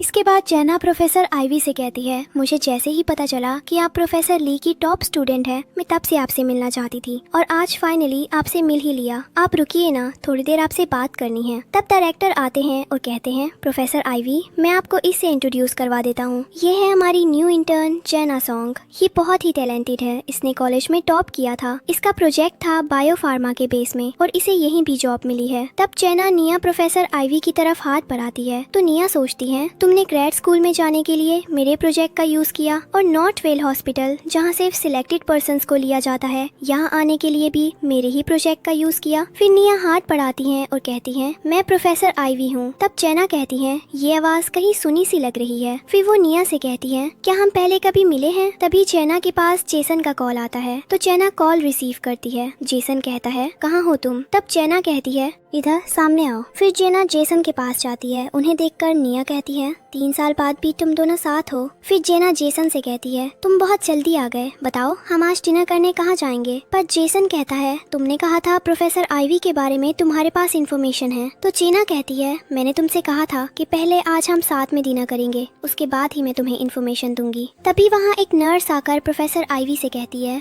मैडम, मिस्टर गॉफ को होश आ गया है और वो आपसे पर्सनली मिलकर थैंक यू बोलना चाहते हैं। तो प्रोफेसर आईवी कहती है, ठीक है चलिए। तभी जेसन उसे देख लेता है और कहता है, ये आंखें जानी पहचानी लग रही हैं। फिर उसे निया की आंखें याद आती हैं और वो कहता है, निया, और आगे बढ़ता है। पर जेना उसे रोकती है और कहती है, तुम क्या कह रहे हो? निया यहाँ कैसे आ सकती है? इस हॉस्पिटल में सिर्फ कुछ ही लोगों का एक्सेस अलाउड है। जेसन कहता है, हाँ शायद मुझे गलत फहमी हो गई होगी। फिर वो कहता है, अगर मुझे पता चला कि तुमने इन्फॉर्मेशन को लेकर झूठ बोला है तो तुम्हें अपने किए में बहुत पछतावा होगा। इसके बाद दूसरी तरफ प्रोफेसर आईवी मिस्टर गॉफ से मिलने जाती है। उनके रूम के बाहर बहुत सारे गार्ड्स खड़े थे। तब प्रोफेसर कहती है, यहाँ इतने सारे लोग क्यों हैं? तो नर्स बताती है, आपको नहीं पता ये पेशेंट कौन है? तो प्रोफेसर आईवी कहती है, कौन है? तो नर्स बताती है, ये हुबावर फैमिली के वारिस है, राजा हुरॉन और महारानी पोर्टन के बेटे हैं। तब प्रोफेसर आईवी कहती है, क्या ये हुबावर फैमिली के वारिस हैं? फिर वो डोर तक पहुँचती है तो गार्ड्स उन्हें रोकते हैं और कहते हैं, अपना मास्क निकाल लीजिए। तो प्रोफेसर आईवी कहती है, ठीक है, और अपना मास्क हटा देती है। फिर उन्हें अंदर बुला लिया जाता है। इसके बाद जब वो अंदर आती हैं तो मिस्टर गॉफ कहते हैं, तो आप है वो डॉक्टर जिन्होंने मुझे नॉट के मुंह से बाहर निकाला है? वैसे मैंने जितना सोचा था उससे ज्यादा यंग हैं आप। तब प्रोफेसर आईवी कहती है, तुम स्ट्रेस मत लो, हंसते रहो। इसके बाद मिस्टर गॉफ कहते हैं, बताइए आपको क्या चाहिए? आपने मेरी जान बचाई है, पैसा, पावर या फिर गॉफ का साथ? तो प्रोफेसर आईवी कहती है, मुझे सिर्फ अपने पेशेंट को हेल्दी और सेफ देखना अच्छा लगता है, मुझे और कुछ नहीं चाहिए। अगर तुम खुश रहोगे तो मुझे अच्छा लगेगा और तुम्हारी रिकवरी भी जल्दी हो जाएगी। तब मिस्टर गॉफ कहते हैं, मेरी खुशी, आप तो इतनी एक्सपर्ट है, आपको नहीं पता मुझे जेनेटिक बीमारी है जिसके कारण मेरे पैरों में जान नहीं है। मैंने कितना ट्रीटमेंट करवाया है पर ठीक नहीं हुआ, मुझे इसके लिए व्हील चेयर का सहारा लेना पड़ता है, फिर मैं कैसे खुश हो सकता हूँ? तब प्रोफेसर आईवी मिस्टर गॉफ का चादर हटाती है और उनके पैर में माटी है। तो गॉफ कहते हैं, ये क्या कर रही हो? मुझे मेरे पैरों में दर्द महसूस हो रहा है। तो प्रोफेसर आईवी कहती है, जेनेटिक बीमारी है, इसका मतलब ये नहीं है कि उसकी रिकवरी ना हो। तुम्हारी सर्जरी सक्सेसफुल रही है और तुम अब सिर्फ चल ही नहीं, दौड़ भी सकते हो। तो गॉफ कहता है, पर मैंने वर्ल्ड में हर जगह ट्रीटमेंट करवाया था पर ठीक नहीं हो पाया था। तो प्रोफेसर आईवी कहती है, पर अब सब ठीक है, अब तुम रेस्ट करो और बस थेरेपी में सपोर्ट कराना। फिर जाने लगती है तो गॉफ उसे रोकता है और कहता है, प्रोफेसर आईवी, मुझे आपका रियल नाम जानना है क्योंकि मैं आपको अपने साथ रखना चाहता हूँ। और आईवी, आपका रियल नेम तो नहीं है? तब वो कहती है, जब तुम अपने पैरों पर खड़े हो जाओगे तब मैं तुम्हें बता दूंगी। तभी उसके पास उसके डैड का कॉल आता है। वो कहते हैं, सर्जरी कैसी रही? तो निया कहती है, सब ठीक से हो गया है। तो उसके डैड कहते हैं, मैंने खाना बना दिया है, तुम्हारा वेट कर रहा हूँ, जल्दी से आ जाओ, फिर हम साथ में खाना खाएंगे। तो निया कहती है, बस थोड़ी देर में आ रही हूँ, और फिर चली जाती है। इसके बाद गॉफ अपने असिस्टेंट को बुलाता है और कहता है, मुझे प्रोफेसर आईवी के बारे में सारी इन्फॉर्मेशन ला कर दो। तो असिस्टेंट हाँ कहता है और वहाँ से चला जाता है। कुछ देर बाद प्रोफेसर आईवी हॉस्पिटल से बाहर निकलती है तो बहुत सारे रिपोर्टर्स उसके पास आते हैं और उससे सवाल करने लगते हैं। पूछते हैं, आपने अभी अभी जिसे अंदर बचाया है वो हबर फैमिली का वारिस है, क्या ये बात सच है? पर निया कहती है, मुझे जाने दो प्लीज। पर रिपोर्टर्स सवाल पूछते ही जाते हैं। तभी वहाँ जेसन और चैना भी आते हैं। तो जेसन कहता है, वहाँ इतनी भीड़ क्यों है? तो चैना सोचती है कि अगर जेसन को पता चल गया कि ये प्रोफेसर आईवी है तो ये मेरे साथ डिनर में नहीं जाएगा, मुझे इसे यहाँ से ले जाना होगा। तो कहती है कुछ नहीं, ऐसे ही, तुम चलो ना, मैंने तुम्हारे लिए रेस्टोरेंट बुक किया है। पर तभी जेसन प्रोफेसर आइवी का फेस देख लेता है और निया कहते हुए उसके पास जाता है, उसे पकड़ लेता है और कहता है तुम कहाँ थी अब तक, मैंने तुम्हें कितनी जगह नहीं ढूंढा। तो प्रोफेसर आइवी कहती है आपको कोई गलत फहमी हो रही है, आप मुझे गलत पर्सन समझ रहे हैं। और तभी वहाँ जैना भी आती है और जेसन से कहती है तुमने मुझसे वादा किया था कि तुम मुझे डिनर के लिए लेकर जाओगे। फिर वो देखती है और कहती है निया तुम यहाँ। तो वो कहती है आपको गलतफहमी हो रही है। तब जेसन कहता है मैं 7 साल तुम्हारे साथ रहा हूँ, तुम्हें भीड़ में भी पहचान सकता हूँ, तुम निया ही हो, चलो मेरे साथ मेरे घर और बताओ इतने साल कहाँ थी, क्यों गई थी। पर निया कहती है छोड़ो मुझे वरना मैं सिक्योरिटी को बुला दूंगी। इधर जैना अलग जेसन को कहती है चलो हमें डिनर के लिए जाना है। पर जेसन जैना की बात नहीं सुनता और निया को अपने साथ ले जाना चाहता था। तभी वहाँ सिक्योरिटी आ जाती है तो जेसन कहता है तुम मुझे जाने से रोकोगे, तुम्हें पता है मैं कौन हूँ। तो सिक्योरिटी गार्ड्स कहते हैं आप कोई भी हो पर प्रोफेसर आइवी के पास कोई ऐसा नहीं जा सकता। जैना और जेसन दोनों ये सुनकर शॉक रह जाते हैं। फिर जेसन कहता है तुम प्रोफेसर आइवी कैसे हो सकती हो, तुम्हारे पास तो डिग्री भी नहीं थी, तुम Nobel prize winner professor Ivy नहीं हो सकती। तब निया कहती है मैं तो पहले से ही बोल रही हूँ कि आप मुझे एक गलत पर्सन समझ रहे हैं। इसके बाद वो कार की तरफ जाती है तो जेसन लेग दर्द का नाटक करता है। पर निया सोचती है तुम्हारी इन एक्टिंग में पहले वाली निया आ जाती थी, पर अब मैं प्रोफेसर आइवी हूँ, मुझे इन छोटी छोटी बातों में तुम फंसा नहीं सकते। फिर वो कहती है सर आपको किसी डॉक्टर के पास जाना चाहिए, मैं आपकी इसमें कोई मदद नहीं कर सकती। और फिर कार में बैठ जाती है। जेसन सिक्योरिटी गार्ड्स को हटने कहता है पर फिर निया वहाँ से निकल जाती है। इसके बाद जेसन सोचता है निया तुमने मुझे पहचानने से मना किया, मैं तुमसे पूछ कर रहूंगा कि तुम इतने साल कहाँ थी, क्यों गई थी, मैं तुम्हें अपने पास वापस ला कर रहूंगा। कुछ देर बाद निया अपने घर जाती है जहाँ उसके डैड ने खाना बना कर रखा था। जाकर निया डिनर करने बैठती है। उसके डैड कहते हैं आज मैंने तुम्हारा डिनर बनाया है, तुम खाओ ना, कितनी पतली हो गई हो बाहर रह के। तो निया कहती है डैड मैं ठीक हूँ, वहाँ तो प्रोफेसर ली और हाइडर ने मेरा बहुत ख्याल रखा था। तो उसके डैड कहते हैं वो तुम्हारे साथ थे इसलिए तो मैं यहाँ बेफिक्र था। इसके बाद उसके डैड बताते हैं जब तुम यहाँ नहीं थी तो जेसन हर दिन तुम्हारे बारे में पूछने आता था, पर मैंने उसे कुछ नहीं बताया। एक दिन तो रात भर वो हमारे घर के बाहर ही खड़ा था। फिर वो बताते हैं जेसन चिल्लाते हुए आया निया कहाँ हो तुम, बाहर आओ। और जब मैं बाहर आया और उससे कहा कि तुम यहाँ नहीं हो तो वो पूछ रहा था कहाँ है निया। मैंने उसे सब जगह ढूंढ लिया है पर वो कहीं नहीं मिल रही, कहाँ गई है वो, जब मुझे उसकी सबसे ज्यादा जरूरत है वो मुझे छोड़कर चली गई। फिर उसके डैड कहते हैं कि जैसा कि तुमने कहा था कि किसी से कुछ नहीं कहना है, इसलिए मैंने उसे कुछ नहीं बताया, पर तुम्हारे और जेसन के बीच जो था। तभी निया कहती है डैड हमारे बीच जो भी था वो पास्ट की बात है, मैं यहाँ सिर्फ आपसे मिलने और प्रोफेसर ली के फ्रेंड की हेल्प करने आई थी और कुछ नहीं। जेसन वैसे भी एक ऐसा इंसान है जो सामने वाले की फीलिंग्स को नहीं समझता और मुझे उनसे जुड़ी कोई बात नहीं करनी है। तभी निया के पास कॉल आता है, वो कॉल रिसीव करती है तो कहते हैं हेलो प्रोफेसर आइवी, मैं एनयू का डायरेक्टर बात कर रहा हूँ, आप हमारे यहाँ की एलुमिनिया है और हमें पता चला कि आप यहाँ आई हुई हैं, तो हमने आपको इनवाइट करने के लिए कॉल किया था। 3 दिन बाद हमारे कॉलेज में एनुअल डे है, हम चाहते हैं कि आप आकर बच्चों को स्पीच दें। निया सोचती है कि एनयू से कॉल आया है और फिर हाँ कर देती है। इसके बाद कॉल कट हो जाता है। वो अपने डैड से कहती है आप ये सब बातें छोड़िए, आप ये खाना खाइए, वैसे भी हम कितने समय बाद साथ खा रहे हैं। दूसरी तरफ जेसन ड्रिंक करता है और वो निया के बारे में सोचता है जो भी हॉस्पिटल में हुआ था। इसके बाद कहता है आंखें वही थीं, आवाज भी वही थी, पर इन 3 सालों में ऐसा क्या हुआ कि निया प्रोफेसर आइवी बन गई, ये कैसे हो सकता है। तभी वो अपना मोबाइल देखता है और कहता है निया और बस 3 दिन, फिर मैं तुम्हारे चेहरे से ये झूठ का पर्दा हटा दूंगा। इसके बाद दूसरे दिन हॉस्पिटल में गॉफ का असिस्टेंट उसे बताता है सर मिस आइवी के बारे में हमें ज्यादा कुछ पता नहीं चला, बस इतना पता चला कि वो प्रोफेसर ली की टॉप स्टूडेंट है और उनकी इंटरनेशनल स्कूल में पढ़ाई हुई थी।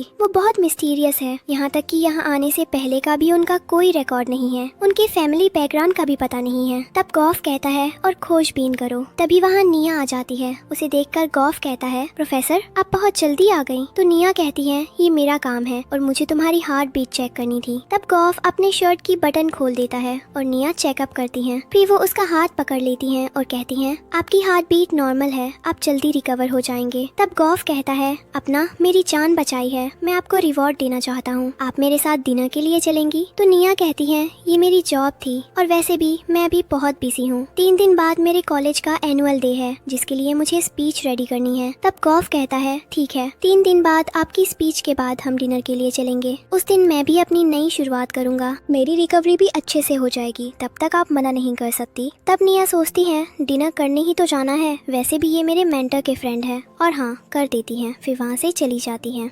3 दिन बाद निया कॉल में बात करती हैं और कहती हैं प्रिंसिपल सॉन्ग ने मुझे इनवाइट किया, इसके लिए मैं आपको बहुत बहुत धन्यवाद देती हूँ। यहाँ बहुत कुछ चेंज भी हुआ है, अच्छा लगा मुझे यहाँ आकर, मैं बस थोड़ी देर में ऑडिटोरियम पहुँच जाऊंगी। और फिर कॉल कट कर देती हैं। इसके बाद निया कपल्स को जाते हुए देखती हैं और कहती हैं एक उम्र में प्यार ही अच्छा लगता है और उसके अलावा कुछ नहीं दिखता। बस ऐसा लगता है कि अगर ये इंसान मेरे साथ है तो मेरे पास सब है, पर जब सामने वाला इंसान आपको पसंद ना करे और फिर भी आप उसे साथ रखते हैं तो ये आपकी मूर्खता होती है और कुछ नहीं। तभी वहाँ जेसन निया को आवाज लगाता है और उसके पास आता है। तब तक निया वहाँ से चली जाती हैं। तब जना कहती हैं जेसन क्या हो गया है तुम्हें, तुम हर नई लड़की और निया के नाम से बुलाते हो, यहाँ तक कि तुम नींद में और नशे की हालत में भी निया का ही नाम लेते हो। क्या तुम उससे इतना लगाव कर रहे हो? और मेरा क्या, जो मैं 3 साल से तुम्हारे साथ रह रही हूँ। अरे तुम तो मुझे भी निया के नाम से बुलाते हो कभी कभी, क्या हो गया है तुम्हें? तुम्हें हर जगह सिर्फ निया ही नजर आती है। क्या तुम एक खिलौना समझ रहे हो जिसे जब चाहा कहा और फिर फेंक दिया? तो जेसन कहता है मैंने तुम्हें मेरे साथ रहने कहा था, मैंने तुमसे कहा है मैं तुमसे प्यार नहीं करता। पर जेना कहती है तुम ये मुझे दूर रखने के लिए कह रहे हो ना? तो जेसन कहता है मैं तुम्हें साफ शब्दों में बता चुका हूँ कि मैं तुमसे प्यार नहीं करता, बस बात खत्म। और फिर उसे धक्का देकर चला जाता है।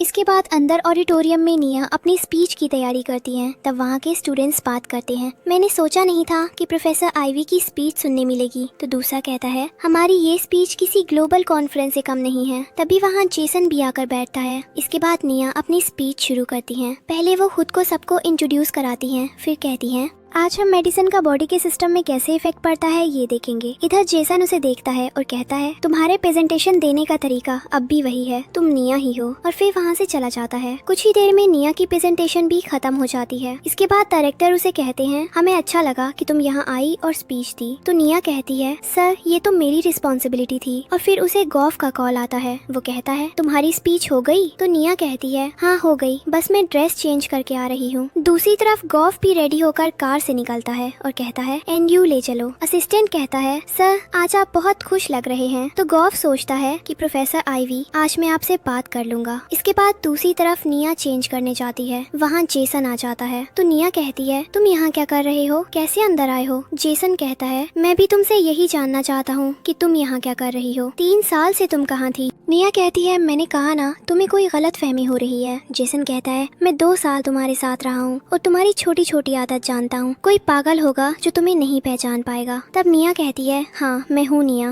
पर वो 3 साल पहले थी। अब मैं प्रोफेसर आइवी हूँ और मुझे अपने करियर में फोकस करना है। हमारे बीच सब 3 साल पहले ही खत्म हो गया था। जेसन उसके करीब जाता है और कहता है मैंने नहीं कहा कि सब खत्म हो गया, तो तुम ये डिसीजन अकेले नहीं ले सकती। और उसे किस करने की कोशिश करता है, पर निया उसे थप्पड़ मार देती है और कहती है मुझसे दूर रहो, पागल मत बनो, अब हमारे बीच कुछ नहीं है। उधर गॉफ भी कॉलेज पहुंच जाता है और कहता है मैं ही प्रोफेसर को अंदर से लेकर आता हूँ, और अंदर जाता है। इधर जेसन फिर निया के करीब जाता है और कहता है तुम्हें शॉ फैमिली ने सब दिया और तुम उनके एहसान भूल गई। निया कहती है मुझे सब याद है, पर अपनी जिंदगी के 2 साल मैंने तुम्हारे हर काम किए हैं। तुम्हारे हिसाब से तो मैं फ्री की मेड थी ना, तो सब बराबर हो गया होगा, और अगर कुछ रह भी गया होगा तो ये काट लो और हिसाब बराबर कर लो। जेसन कहता है मुझे पैसे नहीं चाहिए और उसके करीब जाता है। तभी वहाँ गॉफ आ जाता है और कहता है तेरी हिम्मत कैसे हुई मेरी लेडी को हाथ लगाने की? फिर वो प्रोफेसर आइवी से कहता है आप ठीक हैं, डरिए मत, और अपने आदमियों को कहता है कि उसे कार में लेकर जाएं। इसके बाद गॉफ कहता है तुम्हारी कैसे हिम्मत हुई मेरी लेडी को हाथ लगाने की? जेसन कहता है तुम दोनों के बीच रिश्ता क्या है? गॉफ कहता है मैं तुझे बताना जरूरी नहीं समझता, और फिर जेसन को मार देता है। गॉफ अपना कार्ड फेंकता है और कहता है मेडिकल एक्सपेंस के लिए मेरे असिस्टेंट से कांटेक्ट कर लेना, और वहाँ से चला जाता है। जेसन कार्ड देखता है, उसमें नाम पढ़ता है और कहता है अलॉन गॉफ, मैं तुम्हें मार दूंगा। इसके बाद गॉफ निया को लेकर वहाँ से निकल रहा होता है। तभी जेसन कार के सामने आ जाता है और निया से कहता है तुम ऐसे नहीं जा सकती, तुम मेरे होते हुए किसी और आदमी के साथ कैसे जा सकती हो? बाहर आओ, मुझे तुमसे बात करनी है। पर गॉफ अपने ड्राइवर से कहता है चलो यहाँ से, और फिर वो वहाँ से निकल जाते हैं। इसके बाद जेसन के फ्रेंड्स आते हैं, देखते हैं कि वो बहुत गुस्से में था। वो पूछते हैं क्या हुआ, पर वो कुछ बताता नहीं। तब एक दोस्त उसके साथ कार में बैठ जाता है। जेसन बहुत स्पीड में कार चला रहा था क्योंकि वो गॉफ की कार का पीछा कर रहा था। दोस्त कहता है इतनी स्पीड में कार मत चलाओ, पर जेसन स्पीड बढ़ाते जाता है और वो गॉफ की कार का पीछा नहीं कर पाता। इसके बाद गॉफ और निया के घर पहुंचते हैं। निया कहती है आज मेरे डैड घर में नहीं है, तुम बैठो, मैं तुम्हें पानी देती हूँ, और फिर उसे पानी देती है। इसके बाद निया गॉफ को देखती है और कहती है तुम अब चल सकते हो। तो गॉफ कहता है आपके ट्रीटमेंट और एक्सरसाइज की वजह से ही हो पाया है सब, मैं आपका बहुत आभारी हूँ। निया कहती है आज जो हुआ उसके लिए तो मुझे आपको थैंक्स कहना चाहिए, वरना पता नहीं आज क्या हो जाता। उसके लिए मैं आपको ट्रीट दूंगी, आप आएंगे डिनर करने जब आपके पास टाइम हो। गॉफ कहता है आप बस हमें बुला लीजिएगा, हम तो जब आप बुलाएंगी तब आने को रेडी है। फिर गॉफ कहता है आप जाकर चेंज कर लो, मैं आज रात यहीं रुक जाऊंगा। निया कहती है इसकी जरूरत नहीं है। तो गॉफ कहता है चिंता मत कीजिए, मैं अकेली लड़की का फायदा नहीं उठाऊंगा, आप जाइए। और फिर निया अंदर जाती है। वहीं दूसरी तरफ जेसन ड्रिंक कर रहा था। माँ उसका दोस्त कहता है ज्यादा ड्रिंक मत कर, सब ठीक होगा। जेसन कहता है तुम्हें पता ही क्या है, निया मेरे होते हुए किसी और के साथ घूम रही है। तब उसका दोस्त कहता है इसमें अजीब बात क्या है और तू इतना क्यों सोच रहा है, वो सिर्फ एक ड्राइवर की बेटी थी और कुछ नहीं। तू तो जेना से प्यार करता था ना, उसके लिए बिल्डिंग रेंट भी की थी। अब क्या हुआ, अगर जेना भी पसंद नहीं तो कोई बात नहीं, कल ही मेरे तेरे लिए कई लड़कियों की लाइन लगा दूंगा और फिर तू उसके साथ मजे करेगा, तुझे निया से अच्छी लड़की मिल जाएगी। तब जेसन कहता है निया से अच्छी लड़की हो ही नहीं सकती, मुझे वही चाहिए। 3 साल बाद वापस आई है, अब मैं उसे जाने नहीं दूंगा। तब उसका दोस्त कहता है तू मुझे उस आदमी का नाम बता, मैं कल ही अपने दोस्तों के साथ जाकर उसके पास से निया को ले आऊंगा। तब जेसन कार्ड ढूंढता है और वो अपने दोस्त को देता है। उसका दोस्त कार्ड देखकर कहता है वो लड़का अलोन गॉफ है, गॉफ फैमिली का वारिश है, ये तो बहुत बड़ी फैमिली से है। जेसन देख, हमें इससे झगड़ा नहीं करना चाहिए, ये बहुत पावरफुल है। निया ने तो बिना कुछ किए ही वीआईपी सीट ले ली।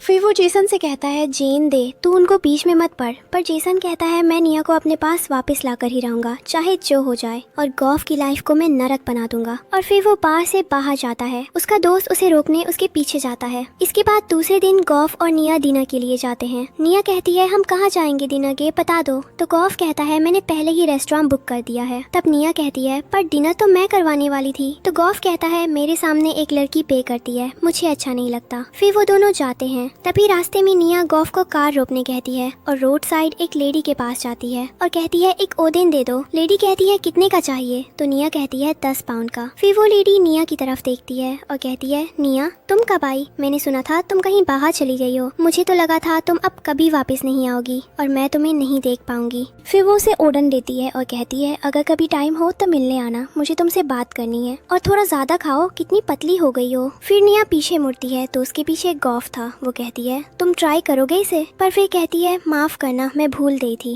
पर वो और कुछ बोलती उससे पहले गॉफ उठाकर खाता है और कहता है इसका टेस्ट तो बहुत अच्छा है। फिर निया को जेसन की याद आ जाती है जब निया उसके लिए लेके गई थी, पर उसने खाने से मना किया और उसके हाथ में गिरा दिया था और कार लेकर वहाँ से चला गया था। अब निया गॉफ को कहती है तुम्हें मेरा रियल नेम जानना था ना, तो गॉफ कहता है तुम बताओगी। तो निया कहती है तुमने अपनी रिकवरी में बहुत मेहनत की है इसलिए बता रही हूँ, मेरा नाम निया विन है, तुम मुझे निया बुला सकते हो। तब गॉफ कहता है मैं याद रखूंगा। तभी एक आदमी चुपके से दोनों की फोटो खींच लेता है। कुछ देर बाद गॉफ और निया एक रेस्टोरेंट में डिनर के लिए जाते हैं। गॉफ कहता है प्रोफेसर ली कैसे हैं, तो निया कहती है वो बिल्कुल ठीक है। तो गॉफ कहता है मेरी सर्जरी के लिए उन्होंने तुम्हें भेजा और मैं उन्हें थैंक्स भी नहीं कह पाया, मुझे उनसे मिलने जाना है। तो निया कहती है कोई बात नहीं, मिल लेना, शायद वो एक समिट के लिए यहाँ आने वाली हैं कुछ दिनों में। वही दूसरी तरफ जेसन के पास गॉफ और निया की फोटो जाती है। तो जेसन कहता है तुम किसी और आदमी के साथ कैसे रह सकती हो, और फिर आदमी से कहता है एड्रेस सेंड करो, मैं अभी आ रहा हूँ। इधर गॉफ निया को खाना सर्व करता है और कहता है ये ट्राई करो। तभी वहाँ जेसन पहुँच जाता है। तो निया कहती है तुम यहाँ क्या कर रहे हो, तो जेसन कहता है वही मैं तुमसे पूछ रहा हूँ कि तुम मेरे होते हुए किसी और आदमी के साथ डेटिंग कर रही हो। फिर जेसन गॉफ से कहता है कल मैं तुमसे ठीक से मिल नहीं पाया, हेलो मैं हूँ जेसन शॉ फैमिली का वारिश। फिर निया कहती है तुम जाओ यहाँ से, पर जेसन कहता है गॉफ गॉफ, यहाँ तुम मेरी लेडी के साथ आए हो डेट करने, तुम्हें अजीब नहीं लग रहा? तो निया कहती है, किसकी लेडी? हमारा ब्रेकअप 3 साल पहले ही हो चुका था। पर जेसन कहता है, मैं नहीं मानता, मैंने तुमसे ब्रेकअप नहीं किया था, तुम खुद मुझे छोड़ के गई थी, अब किसी और आदमी के साथ रही हो। मैंने तुम्हें कहाँ कहाँ नहीं ढूंढा, हर रात तुम्हारी फोटो देखकर सोता था, और तुम यहाँ ये कर रही हो। तभी गॉफ कहता है, तुम अपनी लिमिट क्रॉस कर रहे हो।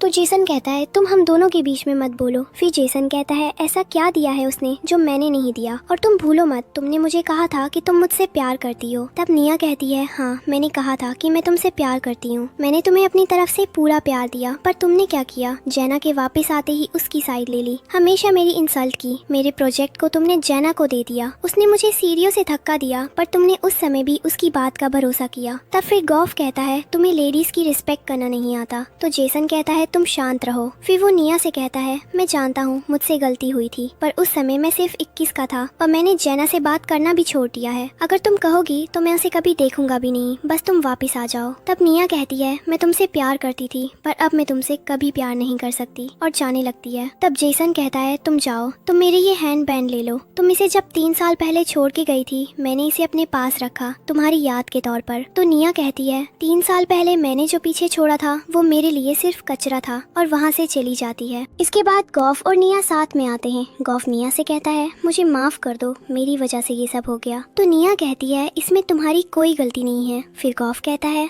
मुझे नहीं पता था कि तुम दोनों के बीच इतना कुछ हुआ है। तो निया कहती है, ये सब पास्ट की बात है और मैं अपनी लाइफ में आगे बढ़ चुकी हूँ। फिर गॉफ कहता है, मुझे लगता है तुम्हारा घर जाना सेफ नहीं है, क्या पता जेसन क्या प्रॉब्लम खड़ी कर दे। एक काम करो, आज रात तुम मेरे घर रुक जाओ, और चिंता मत करो, मेरे घर में गेस्ट रूम साफ है, वहीं रुक जाना, और वहाँ तुम्हें पूरी सेफ्टी और सिक्योरिटी मिलेगी। तब निया उसे थैंक्स कहती है। तो गॉफ कहता है, तुम्हारा इसकी कोई जरूरत नहीं, हम फैमिली ही है। इसके बाद वो दोनों गॉफ के घर में अंदर जाते हैं। गॉफ कहता है, तुम यहाँ बैठो, मैं तुम्हारे रूम को ठीक करवा देता हूँ। इसके बाद निया कहती है, तुम यहाँ अकेले रहते हो, काफी बड़ा घर है। तो गॉफ कहता है, मॉम डैड तो यहाँ बहुत कम आते हैं, और मैं भी कभी कभार ही आता हूँ। तो निया कहती है, तुम भी पोर्टन में रहते हो? तभी गॉफ निया से कहता है, तुम गई हो पोर्टन कभी? तो निया कहती है, नहीं, मैं बचपन से गाँव में पली हूँ, और फिर डैड के साथ यहाँ आ गई थी। फिर वो कहती है, पोर्टन काफी अच्छी जगह है, सुना है मैंने। तो गॉफ कहता है, हाँ। फिर वो कहता है, मैं तुम्हारे लिए कुछ बना के लाऊं? तो निया कहती है, मेरा खाने का मन नहीं है। पर फिर सोचती है, तुम मुझे यहाँ रहने दे रहे हो, इतना काफी है, अब मैं तुमसे खाना बनाने को नहीं कह सकती। तभी निया के पेट से आवाज आती है। तो गॉफ कहता है, मैं समझ गया, मैं अभी तुम्हारे लिए कुछ बना कर लाता हूँ। इसके बाद वो जाकर निया के लिए खाना लाता है। फिर उसे कहता है, तुम इसे ट्राई करो, शायद तुम्हें अच्छा लगे। निया खाती है और कहती है, ये बहुत अच्छा है, मुझे नहीं पता था तुम हार्बर फैमिली के वारिश होकर भी इतना अच्छा खाना बना लेते हो। फिर गॉफ अपनी सेफ वाली ड्रेस निकालता है। तो निया कहती है, मैं हेल्प कर देती हूँ, और वो उसकी हेल्प करती है। तभी दोनों एक दूसरे को देखने लगते हैं। इसके बाद गॉफ कहता है, तुम्हें अच्छा लगा ना? तो निया कहती है, बहुत अच्छा है।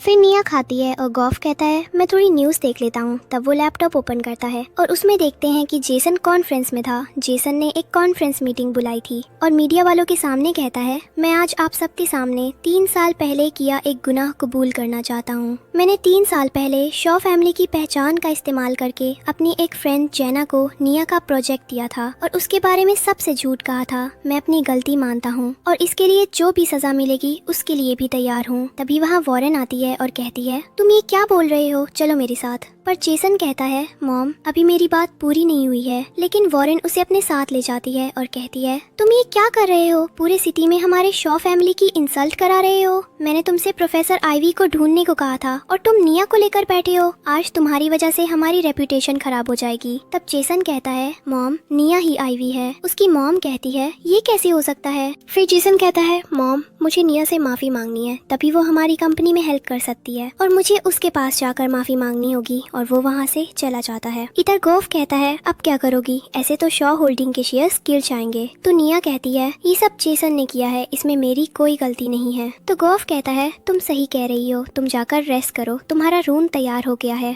तभी डोर पर कोई आता है तो गॉफ कहता है, तुम जाओ मैं देखता हूँ। गॉफ डोर ओपन करता है, वहाँ जेसन आया था। गॉफ कहता है, तुम यहाँ क्यों आए हो। फिर निया आती है और कहती है, तुम्हें यहाँ का एड्रेस किसने दिया। तो जेसन कहता है, मैं तुम्हारा वेट कर रहा था कि तुम आओगी, पर तुम आई ही क्यों नहीं। नहीं। तो निया कहती है तुम जाओ यहाँ से, मुझे तुमसे कोई बात नहीं करनी है, मैंने तुमसे पहले ही कह दिया है कि हमारे बीच कुछ नहीं है। तो जेसन कहता है अब तो मैंने पब्लिकली सामने तुमसे माफी भी मांग ली और अपनी गलती एक्सेप्ट भी कर ली, फिर तुम अब मेरे साथ क्यों नहीं आ रही हो। तो निया कहती है क्योंकि मुझे तुम्हारे साथ नहीं रहना। तब जेसन कहता है ऐसा क्या दे रहा है गॉफ तुम्हें जो मैं नहीं दे सकता, बता मुझे। तो निया कहती है बहुत बोल दिया तुमने। फिर गॉफ कहता है जेसन रिश्ते में रिस्पेक्ट होना चाहिए। तो जेसन उसके ऊपर हाथ उठा देता है पर गॉफ उसे रोकता है और उसे घर से बाहर निकाल कर डोर बंद कर देता है। जेसन डोर बजाते रह जाता है। इसके बाद निया एक लेटर गॉफ के लिए छोड़ जाती है जिसमें लिखा होता है मेरा यहाँ काम पूरा हो गया है, तुमसे मिलके अच्छा लगा, अब मुझे अपनी लाइफ की आगे की उड़ान भरनी है, बहुत कुछ हासिल करना है, मुझे भी अपनी लाइफ में तुमने मेरा ध्यान रखा उसके लिए थैंक यू और अपना भी ध्यान रखना। इसके बाद वो वहाँ से निकल जाती है। जब वो जा रही होती है तभी रास्ते में जैना उसके सामने आती है और कहती है तुमने मेरी जिंदगी बर्बाद कर दी, तुम्हारी वजह से मेरी ये हालत हुई है। तो निया कहती है मैंने कुछ नहीं किया है, आज जो भी हुआ है वो सब जेसन ने खुद किया था। तो जैना कहती है SPS खराब हो गया, पहले तुमने मुझसे जेसन को दूर किया था, अब मेरा करियर खराब कर दिया, तुम तो बहुत खुश होगी ना, हंसो अब। तब निया कहती है मैं तुम्हारी तरह नहीं हूँ और मैंने जेसन को कुछ करने नहीं कहा था, उसने खुद कॉन्फ्रेंस बुला के सब कहा है, और वैसे भी तुम्हें तुम्हारे किए की सजा तो एक दिन मिलनी ही थी, सबके अपने कर्म होते हैं, जो जैसा करेगा वैसा भरेगा। और वो वहाँ से आगे बढ़ती है। तब जैना कहती है सबके अपने कर्म होते हैं और निया को मारने वाली होती है। तभी वहाँ गॉफ आकर निया को बचा लेता है और जैना को वहाँ से ले जाने को कहता है। फिर वो निया से कहता है तुम ठीक हो। तो निया कहती है हाँ मैं ठीक हूँ, पर तुम यहाँ कैसे। तो गॉफ कहता है उन्हें तुम्हारा ये लेटर मिला, मैं तुम्हें अलविदा कहने आया था, तुम्हारे आगे की नई शुरुआत के लिए ढेर सारी शुभकामनाएं, और तुम अपनी आज़ादी को अच्छे से एंजॉय करना, और अगर कभी टाइम मिले तो मैसेज या कॉल कर देना। फिर दोनों एक दूसरे को गले लगा लेते हैं। फिर निया की जिंदगी में एक नई शुरुआत होती है। उसके सपने पूरे करने के लिए वो एक और कदम आगे बढ़ती है और अपनी जिंदगी को बिना किसी बंधन के जीती है। इसी के साथ हमारी आज की कहानी की एंडिंग होती है। दोस्तों आज की हमारी स्टोरी यहीं खत्म होती है। अगर स्टोरी अच्छी लगी हो तो प्लीज लाइक एंड सब्सक्राइब जरूर करें, हमारे साथ बने रहें और ऐसे ही मजेदार स्टोरीज देखने के लिए। Thank you.